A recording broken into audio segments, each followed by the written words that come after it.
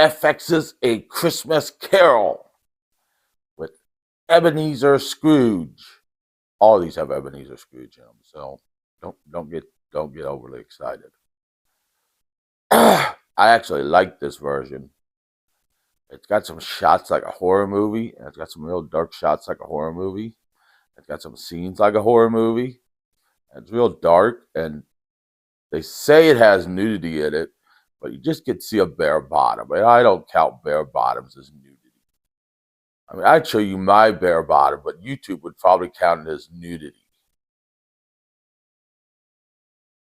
So it starts out with a teenager, a young man. I don't know how old he is, peeing on Jacob Marley's grave. Now, this wakes up Jacob Marley, who is begging the gods, or God, or whoever, to let him rest again. Now, of course, this is a true fact, that if you pee on someone's grave, they come back to life. So all of you, if you want your loved one at your Christmas dinner this year, just go pee on their grave. But as this movie teaches us, you have to do it the day before. That way they have time to reach you.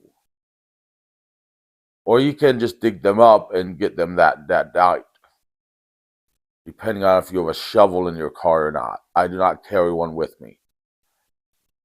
So then we go to Scrooge, who says that Bob Cratchit is late. And then we go to Bob Cratchit, who joins Scrooge. And Scrooge has 4 pieces of coal out for him. And Bob says it must be Christmas because he has a 4th piece of coal. Bob Cratchit asks if he can leave early, and Scrooge says, no, you can leave at 4. Even though Bob does not have enough work to do till 4. So it is Christmas. It is Christmas Eve.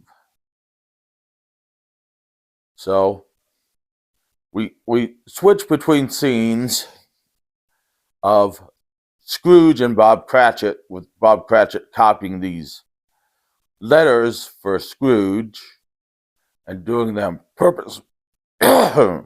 perfectly, along with Scrooge talking to Jacob Marley's empty chair and noticing all sorts of noise outside, which you will notice this in Scrooge. He is played very autistically in this movie. I don't know if they meant to make him so autistic in this movie, but he comes off as very, very autistic. Like, give me chicken nuggets and macaroni and cheese, and I will be a happy little Scrooge. He is obsessed with trades. I don't know if he's obsessed with trades, but he is played very, very autistically in this movie. He comes off as a mixture of House and Sheldon.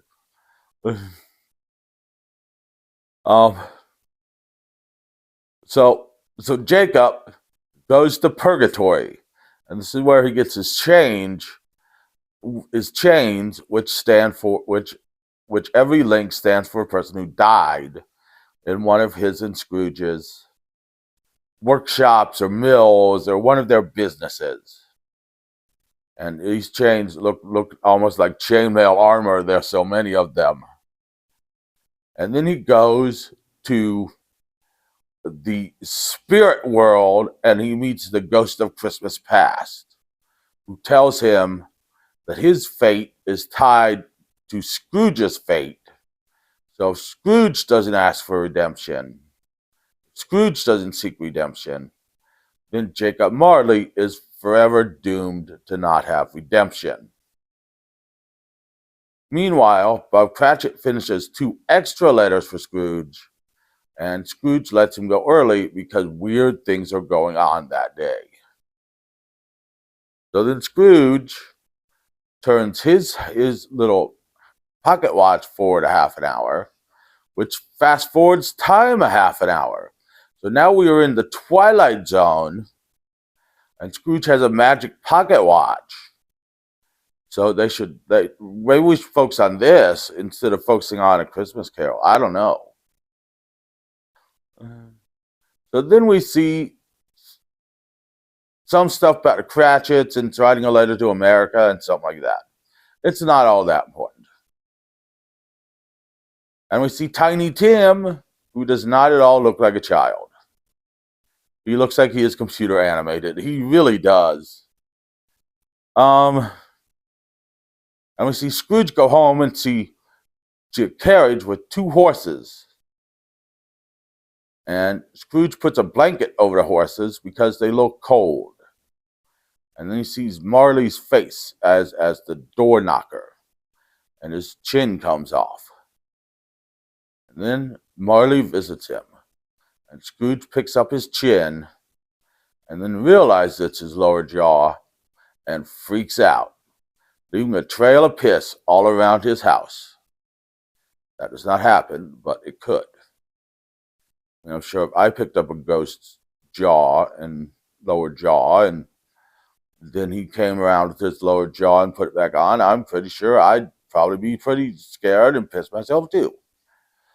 But then Marley explains that Scrooge will be visited by 3 ghosts, none of whom care anything about him. They just want him to seek redemption. And expect the first ghost when the bell tolls 12 or midnight, 12 midnight. Maybe it's 1300. Technically, it's 0 hours. But I don't know if military time had been invented yet in 1843. They probably didn't call it everywhere, all over the world, though they don't call it military time except here in the States. Okay. So the ghost comes for Scrooge and shows him his mouse getting killed when he had a pet mouse as a child, and then takes him back to visit his old dorm where he was getting molested every Christmas. Well, not molested, he was getting raped every Christmas by the headmaster before his sister saved him and threatened to shoot the headmaster in the balls. But Scrooge didn't see until now. And Scrooge was numb after that.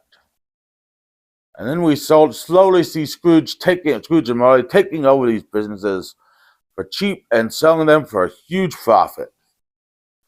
And also taking over these businesses and cutting every single safety corner that could possibly be cut. And all these workers died. Which, I mean, if you want to kill workers, you can just, give them alcohol or drugs or opium back then. Opium was perfectly legal back then, I think. It's a long movie, so you got to stick with me. So then he shows Scrooge his life that might have been with his love, who left him because he worked too much. And then he's shown Scrooge what happened 7 years ago when Mrs. Cratchit came to him for 30 pounds.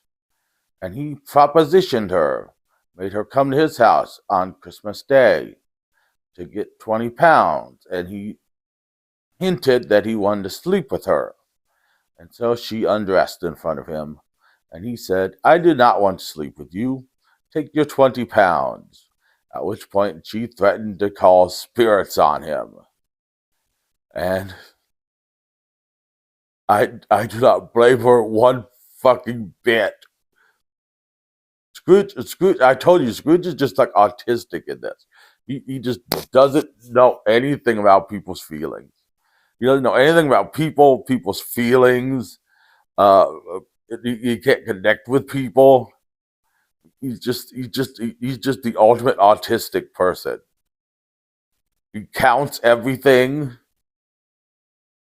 He's obsessed with trains. Okay, I don't know if he's obsessed with trains, but he just comes out super autistic. I don't think molestation explains why Scrooge in this movie is like he is. I think autism does. So then he meets the Ghost of Christmas Present, who is his sister.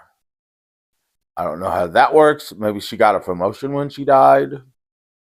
Oh, and he met his nephew earlier, and we're never talking about that again because his nephew was only in one scene, and he's mentioned again in the past, and then he's never spoke of again, and we never see anything of him.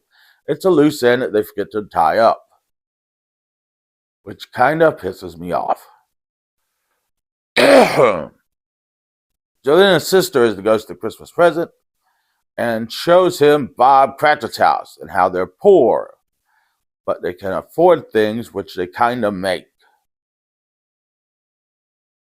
And then Bob Cratchit's wife sees him and yells at him to get out of the house, which confuses everyone in the house.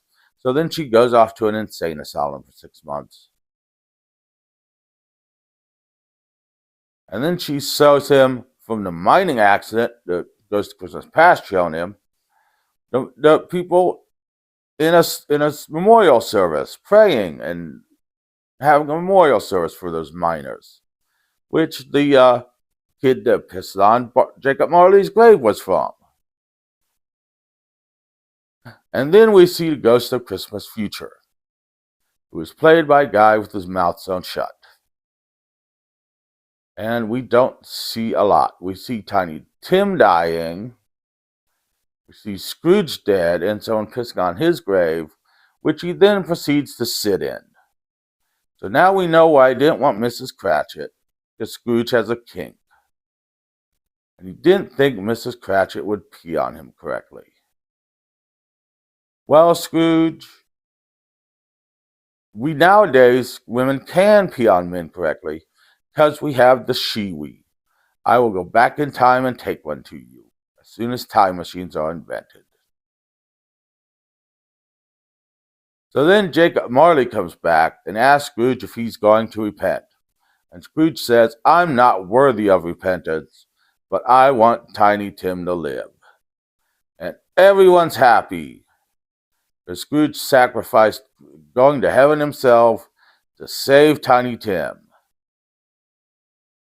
And so then Scrooge goes and steals a lady's gravel bag, throws it on the ice skating rink where Tiny Tim fell through the ice and drowned, and decided to be fine with Bob Cratchit leaving, even giving him a letter of recommendation, and giving him a $500 bonus. And then selling Scrooge and Marley and doing who knows what with his life. We don't know. That's where it ends. Him thanking Mrs. Cratchit for the ghosts, for the spirits, and him just walking away. We never see his nephew again.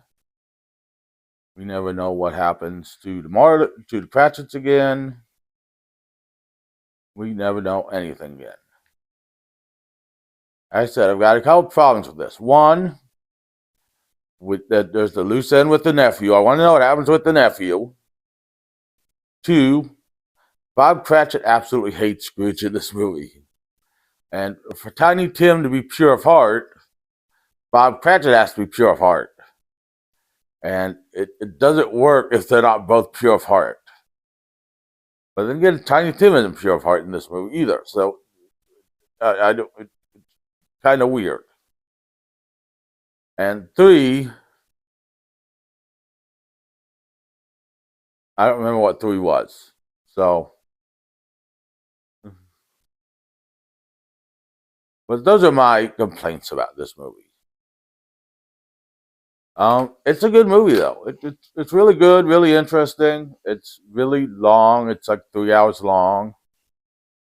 So, but there are various episodes that you can click on, like watch one episode for an hour and then go do something else, and then come back watch another episode for an hour, and then it's on Hulu because it was originally on FX. So, you don't have to watch it all 3 hours. You can watch one episode, come back another day, watch another episode, come back another day, watch another episode. And why am I doing this? Because I'm flapping myself off. But it's really good. I highly recommend it. It's probably the best best Christmas Carol I've watched this year, besides the Muppet one. So join me next week when I will talk about Good Santa versus Bad Santa in WWE. And we'll do the last Christmas Carol, which is the musical version called Scrooge. And in that one, Scrooge goes to hell. So it's interesting. See you then.